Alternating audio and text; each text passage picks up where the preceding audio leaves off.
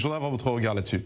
Ouais, ça c'est Amir Badran, il est assez incroyable, c'est qu'il est là sur ce plateau et souvent on débat ensemble. Il défend un peuple qui n'existe pas, on le répète, le peuple palestinien. Ah, vous n'avez pas commencé avec ça, c'est pas le débat du jour. Par contre, il méprise la Papouasie, mais je trouve ça assez arrogant de sa part. Je ne méprise personne. J'ai tous les respects pour ces gens-là. Voilà. Des fois dans la vie, expliquer des fois de dans qui la il s'agit. vie, je vais développer. Des fois dans la vie, ce qui est important, c'est la sincérité. C'est pas forcément des fois une grande puissance ou une grande nation qui va reconnaître Israël.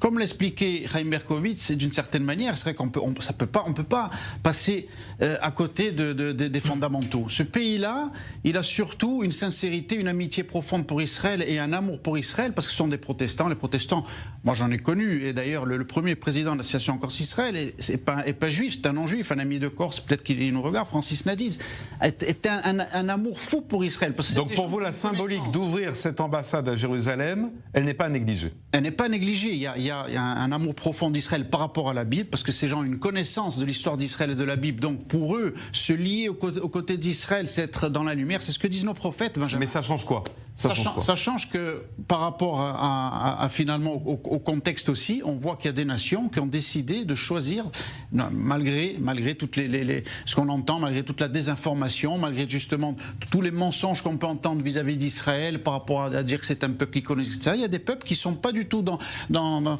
cette logique-là et qui ont la connaissance véritable de la légitimité d'Israël sur sa terre, par exemple, qui pour eux c'est tout à fait légitime de soutenir Israël et surtout de déplacer son ambassade, Benjamin, à Jérusalem, qui est la capitale du peuple juif depuis des millénaires. On doit en parler sur Jérusalem. Parce qu'en réalité, c'est un peuple comme une nation comme la Papouasie, qui paraît peut-être une petite nation, comme le disait Amir Badran. Mais en réalité, combien de pays plus importants ont déplacé leur ambassade à Tel Aviv? Mais là, on voit que ce geste-là de déplacer justement l'ambassade à Jérusalem est très symbolique. Ça veut dire, nous, on vous reconnaît.